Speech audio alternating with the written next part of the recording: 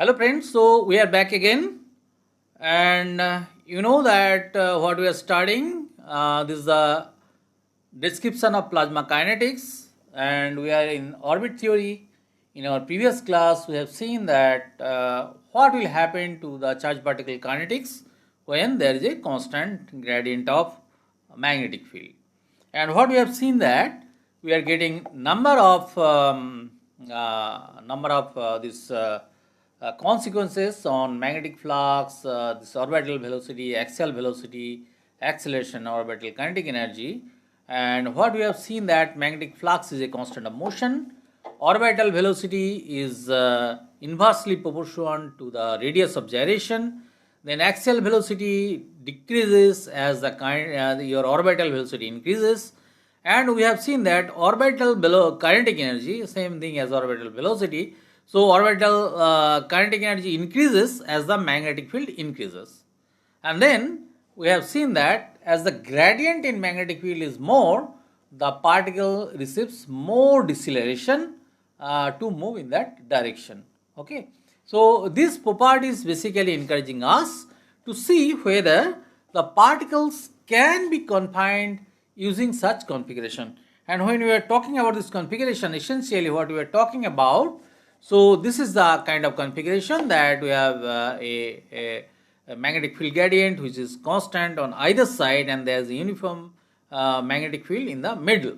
Okay, and we can create such configuration using our basic concept of Helmholtz-Coil kind of configuration, where the field increases near the core of that coil and it gives a uniform magnetic field in the middle zone, and then again it increases at the other coil region.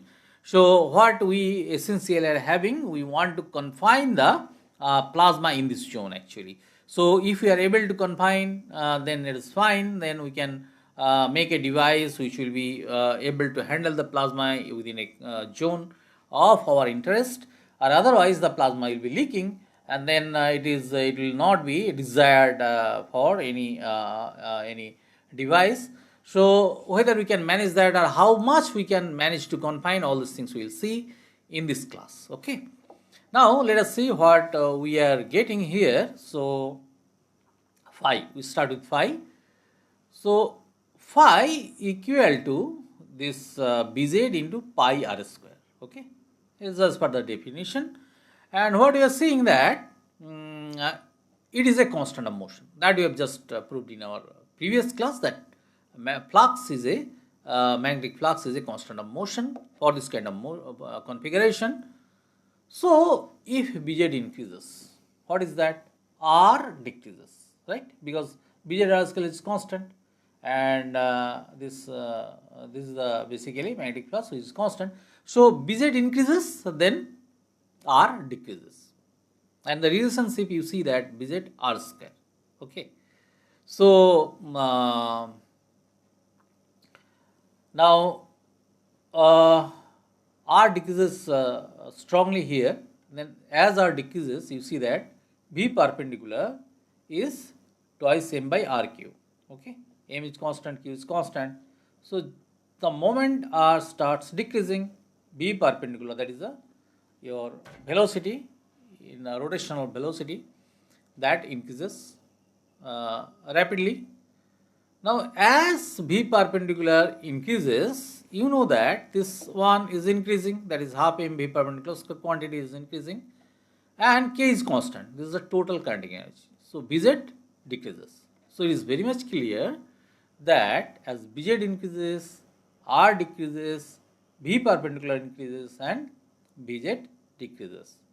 So where Bz is increasing, you see over here that Bz is constant, then Bz starts increasing. So the moment Bz starts increasing, your radius of gyration start decreasing, Bz increasing, R decreasing, and then it is orbiting in a faster and faster gyration, faster and faster motion. Okay, so V perpendicular is increasing.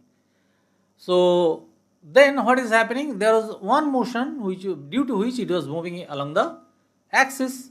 So that is Vz. So Vz is now decreasing. So what we see that the deceleration that is having it is proportional to del Vz by del Z. So it depends on how sharply Bz is increasing on either side. So if it is this way or if it is that way, both way it will give you deceleration because of this particular kind of relationship.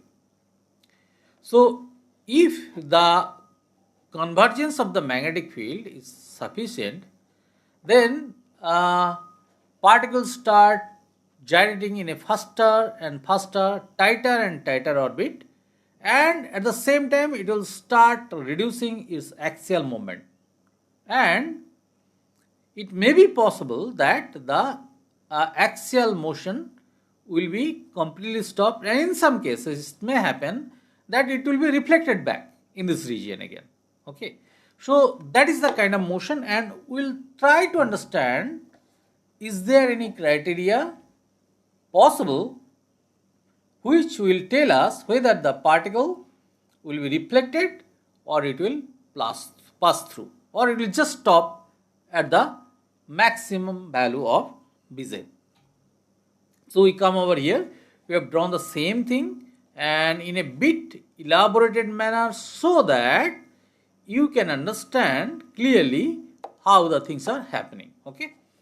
So, but the things, equations are very simple, and you already know that this is the total kinetic energy, and what is this? This is the perpendicular motion component, and this is the axial motion component. And this I am writing as v square. So like this one, suppose this is v, so the velocity of one particle, and it has two components. One is your axial, this is v cos theta, and one is perpendicular. So this is v sin theta. So what is happening? Because of this perpendicular component, it will start gyrating. Okay, it will start gyrating like this, and because of this v cos theta component, it will start moving in this direction. And as you know that if some particle is moving along the field lines, then nobody is there to stop. But here, because magnetic field cannot apply force in its in the same direction in which the magnetic field is applied, because the force is V cross V, it is in a direction perpendicular to both B and V.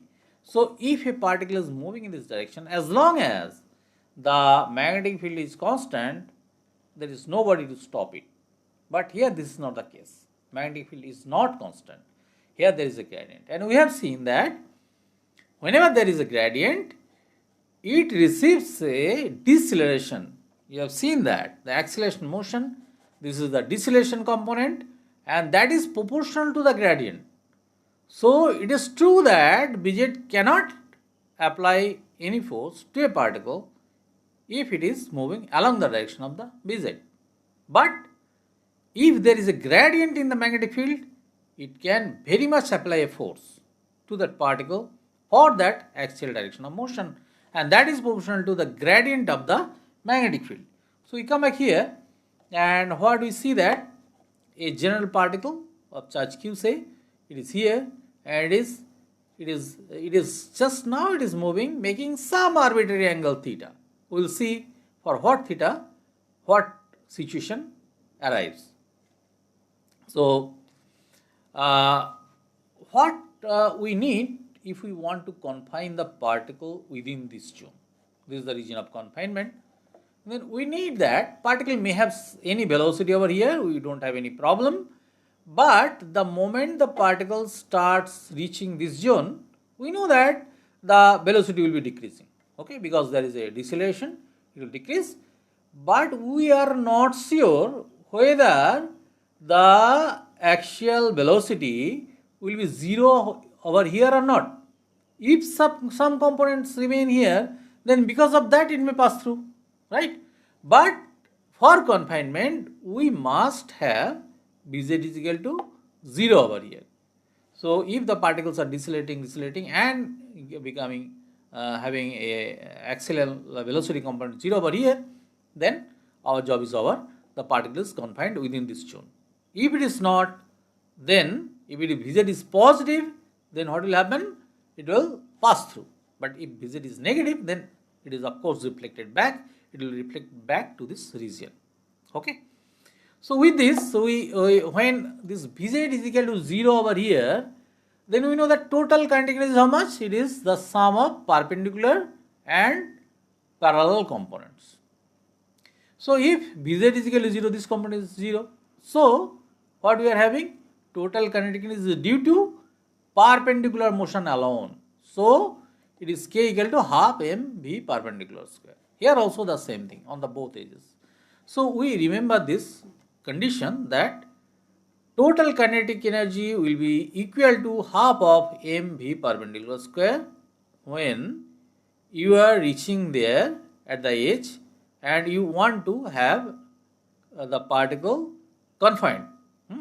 So if it doesn't pass through, then Vz must be 0 over here. So k equal to half mv perpendicular square, and that is equal to half mv square. Okay, total velocity v, and that is as component v perpendicular Vz, and Vz is 0. So v square equal to v perpendicular square, and k total kinetic energy is half mv square. Nothing but this is only the thing when Vz equal to 0. Now we come back here. Now we know that magnetic moment is a constant of motion. So k perpendicular by Bz, where Bz is the B mean, means where we are talking about here in this zone. Here the B mean. Okay, magnetic is minimum over here and maximum over here. This is the maximum value, this is the minimum value. So at this zone there is some magnetic moment, that is k perpendicular by Bz, and Bz is B mean here. And since that is the magnetic moment, that will be same as here. So that will be k perpendicular by B max. So that is exactly what we are writing here, k perpendicular minimum zone, that is k perpendicular B mean, and k perpendicular max by B max. So in the maximum zone, and that is equal to k perpendicular when it is max, that is same as k, because there Bz is 0. So that is required for reflection criteria. So for B equal to B mean, B makes an angle theta with B. You know that here this is the theta. Okay, so let us assume this theta, here. So B sine theta is the, what is that thing? This is the perpendicular component. So we come over here. So B sine theta is the perpendicular component. So exactly that is what I have written, B sine theta.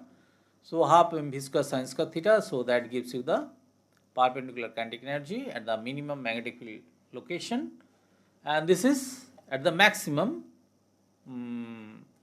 magnetic field location. Okay, so here it is k perpendicular is half mv perpendicular square. You know that thing, because Vz is 0 for reflection, and that is same as half mv square, because the total half mv square total kinetic energy, that must be equal to half mv parallel square and v perpendicular square, and v parallel is 0 here. So I can write this equation like this, and if that is the case, you see here that what we am getting, this mv square and mv square getting cancelled, and sine square theta 0 is here, half of getting cancelled. So I am getting sine square theta equal to B mean by B max. So that is just the criteria for particle to have an axial velocity 0 at the maximum field location. If theta 0 is more than that, you just see from here, if theta is more, you know that the perpendicular velocity component will be more and horizontal component will be less. So if it is having a less velocity over here, then it is getting decelerated as it is. So before even if it reach here, its velocity will be 0, and then it will be reflected back. So what we are getting over here, that theta 0 for which, that theta equal to theta 0 for which it is just sufficient to make the axial velocity component 0 at the maximum field location. So if theta 0 is more than that, the axial component is less at the mean location, and it is definitely going to get reflected back. So the reflection criteria sin square theta 0 should be greater than B min by B max. Or confinement criteria should be sin square theta 0 greater than or equal to B min by B max, because it is just making it sufficient to get the axial velocity 0 at the maximum field location. And if his sin square theta 0 is greater than B min by B max, then what will you get? You will get the particle reflected back. So now what we are getting over here, that this is a kind of mirror configuration, because we have seen that on both sides they are mirrored, one side and the other side. So for a mirror field configuration with given B min and B max, all particles traveling with an angle theta greater than theta 0 will be reflected and confined. And the particles that makes an angle theta less than theta 0 will have an axial velocity which will not be 0 if it reaches even the maximum field location, and they will pass through. So for those particles which are making an angle theta less than theta 0, they will pass through and will not be confined. So for confinement of entire spectrum of particles, what do we require? We require that theta 0 should be 0. And theta 0 is equal to 0 demands, you see over here, if sin square theta 0, if you theta 0 equal to 0, then this B max you require to be infinite, so that this part will be 0. So that sin square theta 0 at least equal sign you can achieve, and if you want to have that, then B max needs to be infinite. Okay. So this B min by B max should be infinite, and that is actually not possible. Okay. So you can achieve some maximum value depending on your technological competency or technological readiness, but B max cannot be infinite. So in this configuration, it is never possible to confine all the plasma particles using a magnetic mirror configuration. Some particle will always be leaking depending on what maximum magnetic field we have achieved. So this is the final conclusion of this particle confinement using a magnetic mirror configuration. So we got one criteria. So sin square theta 0 should be B min by greater than B min by B max, and the fact that all the particles cannot be confined using a magnetic mirror configuration. So next, what we will be doing? We will be doing with plasma kinetic theory. So we have seen that orbit theory, wherever is applicable, when the collision is extremely less frequent and the particles are free to gyrate without any collision. So this kind of orbit theory gives us lots of insight into the plasma kinetics. Now we will be entering into a regime where we will be trying to get a more rigorous formalism about how to handle the kinetics of the charged particles in plasma. So we start with, so what we have done, we have orbit theory, then we are now entering into kinetic theory, and next we will be reaching the fluid model. So in kinetic theory, what we are doing, we are considering each charged particles evolved under a Newton-Lorentz force law along with Maxwell's equations under strongly and rapidly varying microscopic fields. You remember, this is the microscopic field resulting from the superposition of the external fields and the self-consistent fields generated by the other charged particles. Okay. So the motions are obviously governed by Newton's law. It is the Lorentz force equations, and of course the Maxwell's equations, which are always there. And where from the magnetic fields are coming, they may be external, or it may be generated internally because there is a charged particle motion. And the electric fields, again, it can be internal and external. And as you know that charged particles inside plasma are interacting through long range Coulomb force. So that will also play a very important role. Now, what kinetic theory gives us? It gives an exact microscopic description and ensemble averaged kinetic description in 6 plus 1 dimensional phase space. You know, this 6 plus 1 dimensional phase space is what? So, we are describing the particle kinetics in 3 spatial coordinates and 3 velocity coordinates, and one is time. Okay. So, this is basically space formulation of the kinetics of the charged particles. So, that we will be doing in this kinetic theory class. And next we will be entering into fluid model, where we will be integrating over the velocities, where we do not basically, we are not interested in the velocity information, rather we want to deal with the plasma as a fluid. Whatever the internal kinetics, we are not much bothered, rather we are interested in the kinetics in the physical space. So, right now we will be dealing with the kinetic theory.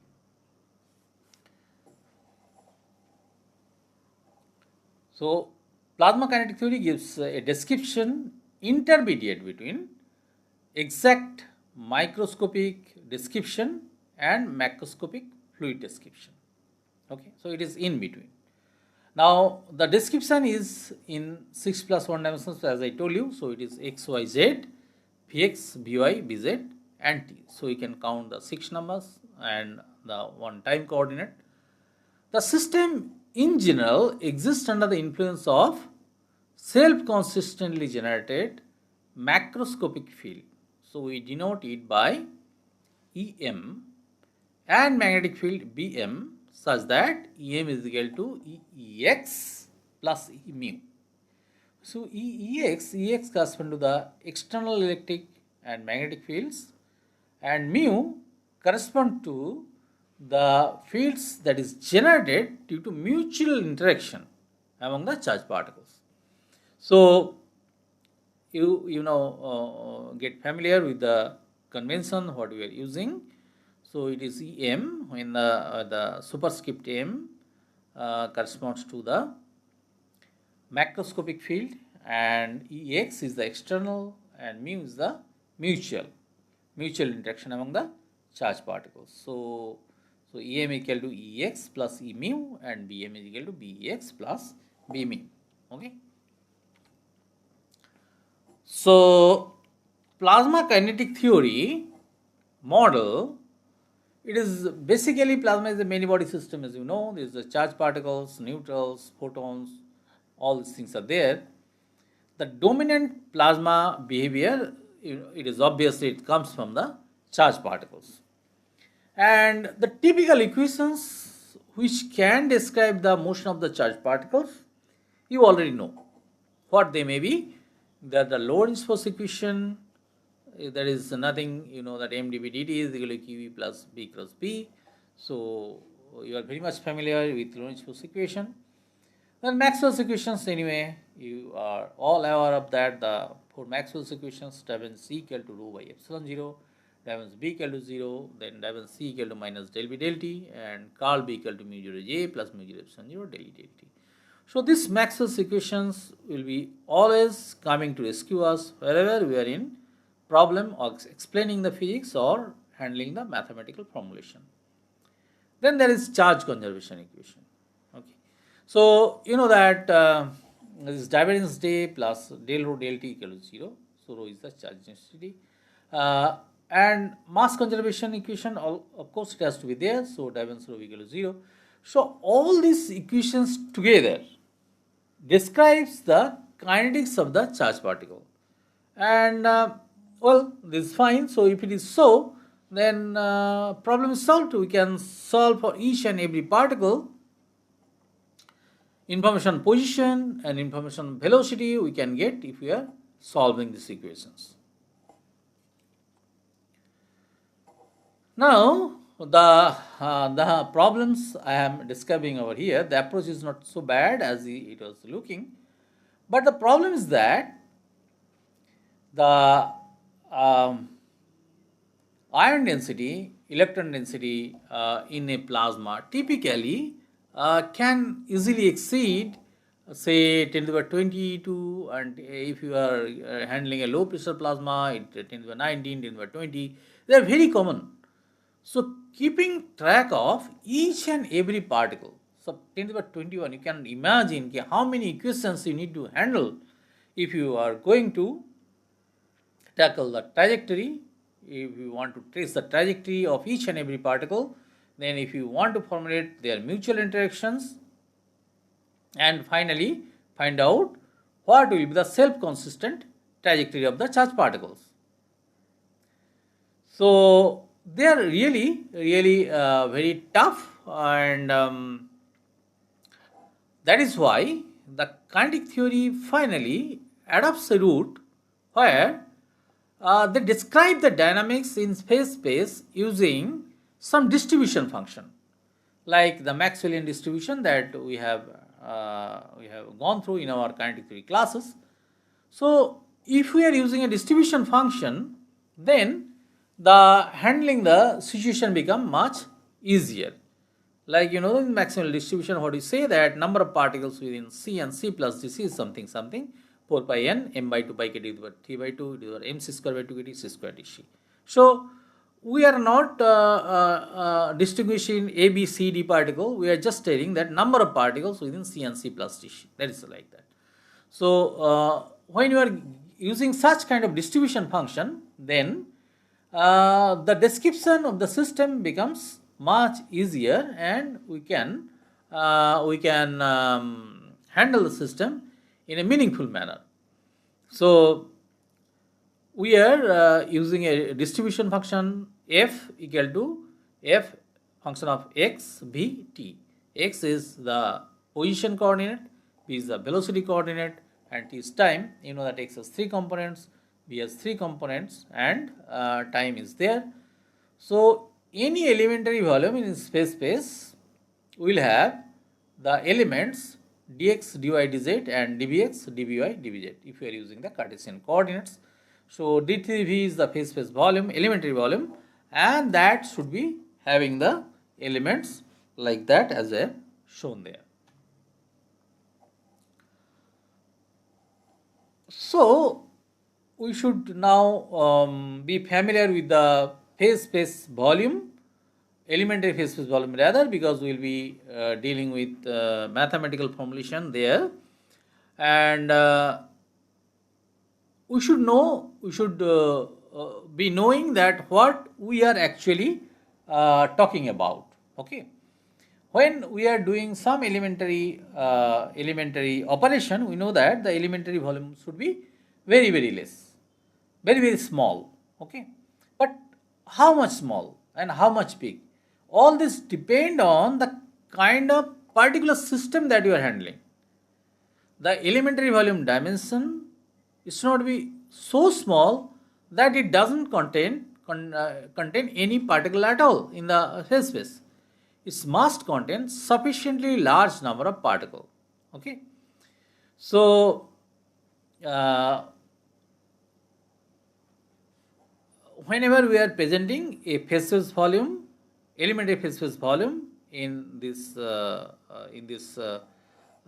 analysis, we will be presenting like this, that this is the velocity and this is the position. Remember that it is not possible to draw in a 6-dimensional elementary volume, so we are presenting like this, that this is the element dx and this is dv. This dx includes dx1, dx2, dx3, rather dx, dy, dz, and this dv includes dvx, dvy, dvz. So, but we will be presenting like this, and we must remember that it includes all the 3 components.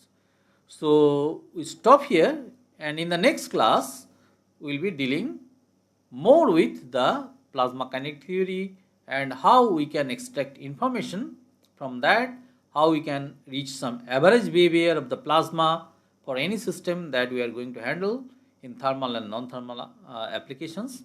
So that we will be dealing in our next class. Okay, thank you.